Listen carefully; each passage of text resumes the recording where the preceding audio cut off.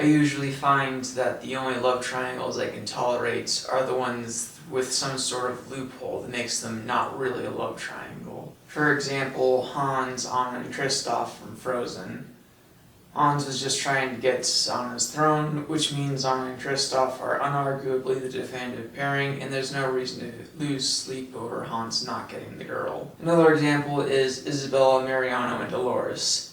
Isabella is only with Mariano out of a feeling of obligation to get married, and doesn't actually love him because she's gay. So Mariano ending up with Dolores is what's best for all parties involved, including Isabella. What these examples have in common is they don't invite arguments to be made for the other option. A problem with most love triangles is that they do make an argument for both options. Let me tell you why all love triangles are bad. First and foremost, it divides the audience. That should be reason enough. Far too often we have a situation where half the audience wanted character A to end up with character B, and the other half of the audience wanted character A to end up with character C.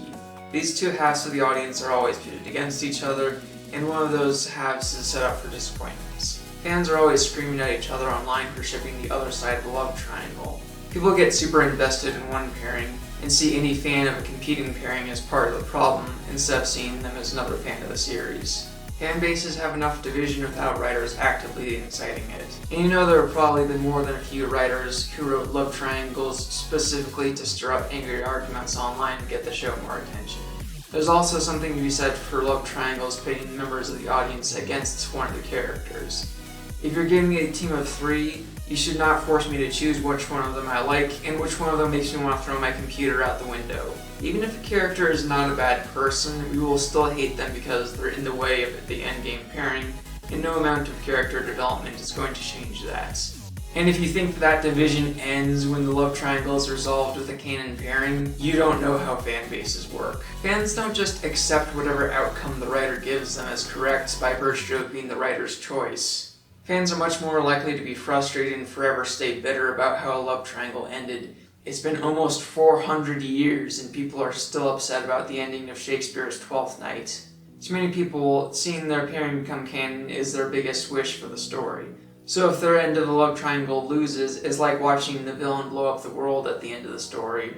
I can only think of one instance off the top of my head where a show convinced me to switch sides in the love triangle. Skip ahead if you don't want spoilers for the Dragon Prince. While watching The Dragon Prince, I quickly got invested in Callum and Claudia's relationship.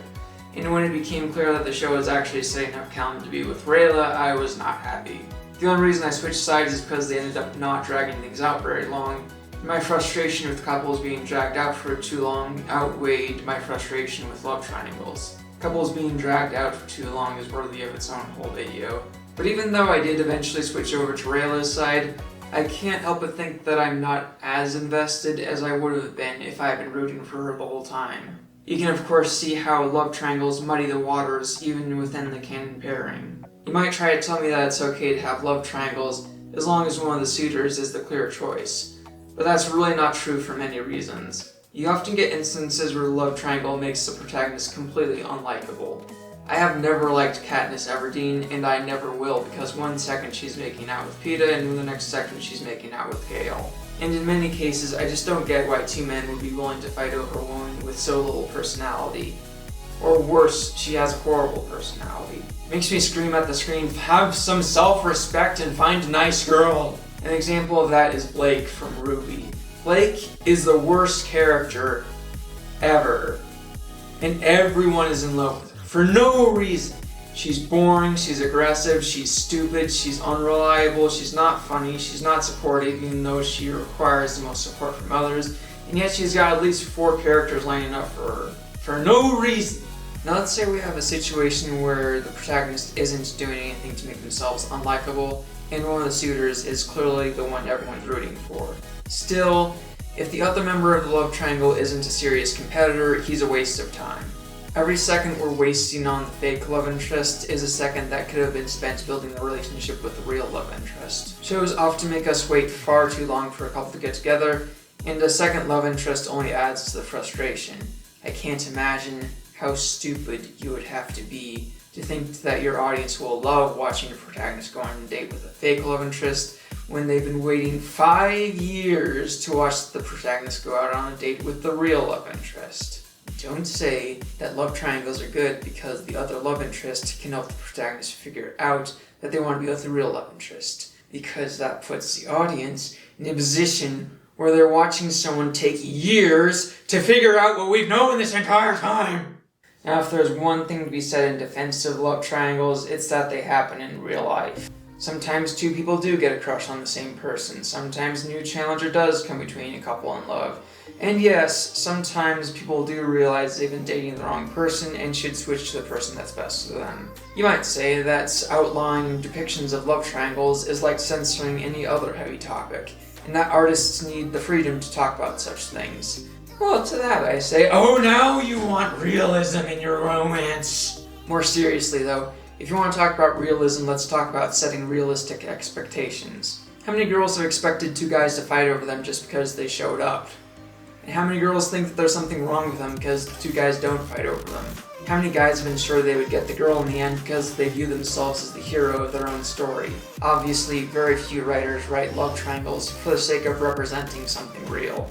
They write love triangles because they're an easy way to sustain drama, rely on cliches, and keep the audience guessing instead of providing a satisfying romance. Will she choose Jerry, or will she choose Eric?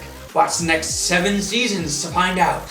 Fictional love triangles don't really help people on the losing end of real-life love triangles, because fiction so rarely puts the protagonist on the losing end of a love triangle.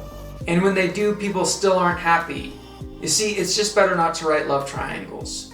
But if we're going to make the argument against something, we have to be able to deconstruct the argument in favor of that something. I don't want you to watch another video of someone talking about why they love triangles and not be sure who to believe. If someone else makes an argument in favor of love triangles, I want you to be immune to it because of what I'm about to say. So why do people like love triangles? A few people out there do, in the same way people like bad eating habits.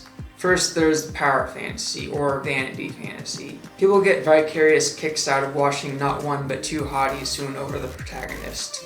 I'm not about to call power fantasies unhealthy, so the question must be asked, why are love triangles forbidden while violent video games are acceptable? Here's the difference. In violent video game power fantasies, the violence is either justified or it's so far removed from reality that it won't affect your behavior because there's no aspect of your daily life to apply it to.